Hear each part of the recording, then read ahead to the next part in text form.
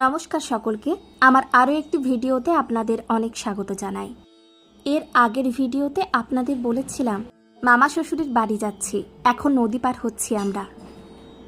টানা বৃষ্টির কারণে নদীর দুকুল একেবারে ভরে উঠেছে।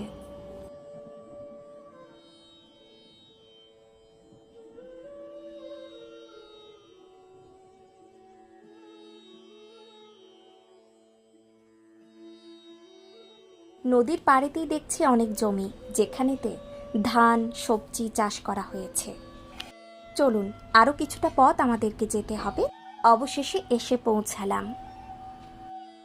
আপনাদেরকে এবার দেখিয়ে দিই কোন পূজা অনুষ্ঠানে আমরা এসেছি। হ্যাঁ, এখানে জাগ্রত মা মনসা দেবীর পূজাতে আমরা এসেছি। চলুন তবে আপনারাও মায়ের এই অপূর্ব রূপ দর্শন করে নিন। আজ এই পর্যন্ত, পরবর্তী ব্লগে আবারও